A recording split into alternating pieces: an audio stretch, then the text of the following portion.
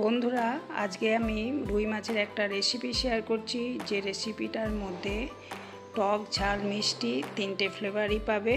তার জন্য মাছটাকে প্রথমে ধুয়ে নুন হলুদ মাখিয়ে রেখে দিয়েছি। এখানে তেঁতুলগুলো জল নেব, তেঁতুলটাকে ভিজিয়ে দিয়েছি, মাছটাকে ভাজতে দিয়ে দিয়েছি, আর সর্ষে বাটাটাকে ছেঁকে তার জলটা নেবো, সেটা রেডি করে নিলাম। দেখো, সর্ষে বাটার জল, তেঁতুলগুলার জল, আর লাগবে একটা মশলা, শুকনো মশলা, সেটা হচ্ছে মৌরি আর শুকনো লঙ্কা। এটাকে ভেজে নিতে হবে, ঠান্ডা হয়ে গেলে তারপরে মিক্সিতে গুঁড়িয়ে নেব। রেসিপিটা শুরু করছি।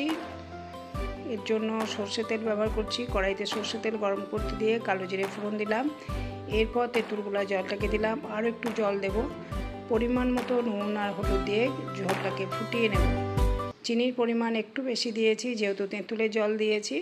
এখানে বড় চামচে 2 চামচ চিনি দিলাম। এবার গ্রেভিটা ফুটে গেলে তারপরে মাছটাকে ছেড়ে দেব। মাছটাকে দেওয়ার পর গ্রেভিটা একটু ভালো করে ফুটিয়ে নিতে হবে। যখন দেখবে গ্রেভিটা ঘন হয়ে এসছে, তখনই সর্ষে বাটার জলটাকে দিয়ে আরও 1 মিনিট ফুটিয়ে নেব। এখানে আমি 4-5খানা কাঁচা লঙ্কা ফাটিয়ে দিয়ে দিলাম। ঝালটা তোমরা বুঝে দেবে। আর নামাবার আগে মৌরি আর শুকনো লঙ্কার ভাজা গুঁড়োটা 2 চামচ ভর্তি করে দিয়ে দিচ্ছি। যদি আজকে রুই মাছের টক ঝাল এই রেসিপিটা তোমাদের পছন্দ হয়, তাহলে অবশ্যই ভিডিও শেষে একটা লাইক করো আর জানাবে কেমন হয়েছে রেসিপিটা।